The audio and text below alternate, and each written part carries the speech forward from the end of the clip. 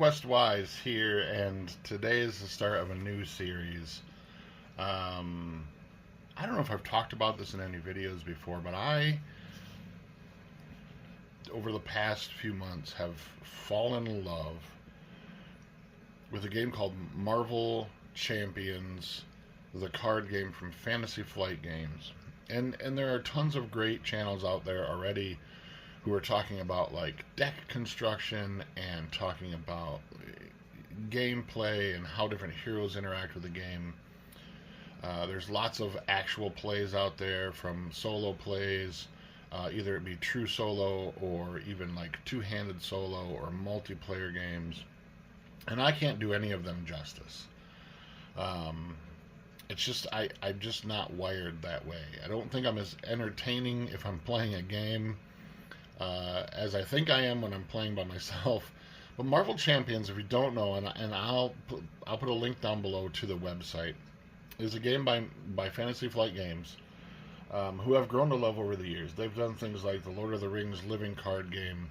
They've done Netrunner. They've done this Marvel Champions. They've done Arkham Horror. Some really innovative, amazing card games that can be played either head-to-head, player versus player, or what I'm really falling in love with, especially with Arkham Horror and Lord of the Rings and now Marvel Champions, is the ability to play solo and very engaging, thought-provoking gameplay. So I'm going to link down below to their website. I encourage you to please go to Google or to YouTube and just type in Marvel Champions, and there are a plethora of great channels out there. And again, I'm not going to be able to do any justice at all when it comes to showing you how the game works, or how to build decks, or how to modify the game, or actual gameplay itself. But one thing I do want to do, because I've been a Marvel fanboy since I was very, very young, somewhere around the age of 12, 13, 14 years old, I've read and loved everything Marvel Comics had to offer. And so what I want to do is, I've noticed in some of the chats of the Facebook groups I belong to, of the Discord channels I belong to, is that the game itself is amazing in and of itself, but it is Marvel, and you can tell that the designers of the game are huge fans as well, because of the fact that it really encompasses, it really captures the feel of different characters within the Marvel Universe, different villains and enemies and allies and minions that all live and evolve and breathe in the Marvel Universe. So what I want to do is, I realize that by talking to some of these people, that some of the people are very much fans of the game, but might not know much information about heroes. So what I want to do with this series is, I want to go through some of the different villains. I want to go through some of the different heroes, some of the different allies, and give a little bit of background history and a little bit of fleshing out of those characters, in order that maybe, if you're a fan of the game as well, it will increase your enjoyment. Now, you know from watching the channel before that I am a very narrative gamer. I come from a very strong tabletop role-playing game background, and when I come into a game, I want it to be very evocative of that genre, of that universe. And so, as I play this game, which is again already very deep in lore and very deep in thematic explanation of the game, what I wanted to do is give maybe those fans out there who don't know much about the heroes or the minions or the villains of the Marvel Universe a little bit of background, hoping that it will enrich your enjoyment of the game, and also increase your narrative aspects that you want to do when you're playing this game. Today I'm going to take a look at Iceman. These videos are not going to be very long. I'm going to give you some basic stats, some little background, some of the characters, and then some of the villains and minions and stuff as well too. Today I'm focusing on Iceman only because he is the newest hero. He is the newest hero pack that has just come out. Hero packs look like this. Okay, and I just picked up my copy today, and I want to talk to you a little bit about Iceman just because he is brand new. So, Iceman, as we all know, or most of us know, Bobby Drake, right, is his real name. He first appeared as Bobby Drake and as Iceman in Uncanny X-Men #1 in September of 1963. Character was created by Stan Lee and Jack Kirby, and he has the power to manipulate temperature, water vapor in the air. He can freeze water, he can create weapons out of ice, he can create clones out of ice, clones of himself out of ice, shields, ice weapons, transform his physical form, ice slides. His powers are ever evolving, and you only see a very few of them in the original Uncanny X-Men #1. And as different writers and artists got a hold of him, he grew to be quite a dynamic and interesting character. A little bit about Iceman, about Bobby, is he was born a mutant, discovered by Cyclops and actually saved from being murdered, and he was brought to Xavier's School for Gifted Children, where he became a member of the X-Men.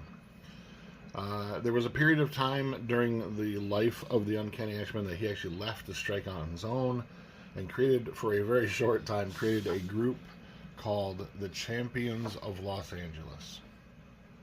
Didn't last very long, and then later he was reintroduced into the Uncanny X-Men stories. Originally, he could only sheath his body in ice, in a coating of ice to protect himself. Later, that evolved through different artists and different writers to where how he could transform his entire body into a living ice form, as well as still creating new things like snow clones and ice slides, which gave him basically the ability to fly, encasing others in ice, enemies in ice, and doing some really amazing things. So his evolution as a character is very dynamic, and he is one of the original X-Men from Uncanny X-Men back in 1963. Today, he is considered an Omega level mutant. And what that means is that his ability, his dominant ability, basically the ability to freeze water moisture in the air and to replicate that into different things, has an undefinable limit. We haven't really seen everything that he can do, but those powers can cause widespread destruction, and that's what classifies him as an Omega level mutant. It was an interesting interesting idea when I had first learned that he was considered an Omega level mutant. He's right up there with Storm, with Phoenix. But the more and more you sort of look at his character, you realize that yes, his ability to basically cryogenically freeze people and to create clones of himself and to do mass ultimate sub-zero freezing of environments does make him a very destructive type character. Thankfully, he's a hero, and is part of the X-Men. Now, every hero pack that you get with Marvel Champions, each hero has their own sort of distinct nemesis that's directly tied to the character in some form or way. And with Iceman, it is none other than Pyro, right? Fire and ice. Pyro is an interesting character as well too. I'll just throw this in there because it's a really sweet piece of art. Pyro's real name is St. John Allardyce. He was created by Chris Claremont and John Byrne back in Uncanny X-Men number 141, which is in 1981. His abilities are pyrokinetic control, meaning that he can control and manipulate flames in the immediate vicinity, unless he carries flamethrowers in a backpack that are strapped to his arms, because once the flames leave the nozzle, he can interact with them and control them and do a variety of different things with them. The character itself, the background story on it was Pyro was born in Sydney, Australia. He became a famous writer and novelist who was approached by Mystique at some point and recruited into the Brotherhood of Evil Mutants. He died. The character actually died at one point, and I'm not sure if they ever really brought him back. I haven't seen him in any recent publications, but he actually died from the legacy virus, which I'll do another video on later. But he died after joining Freedom Force, which was his chance that once he was captured sort of by the government gave many of the Brotherhood of Evil Mutants the chance at a full pardon from their crimes if they would agree to joining a group called Freedom Force. And shortly afterwards, he contracted the legacy virus and died. There's rumor from a Wikipedia source, so to be taken as lightly as you can, but there's a rumor that the character Pyro will possibly appear in the upcoming Deadpool and Wolverine movie coming out this July.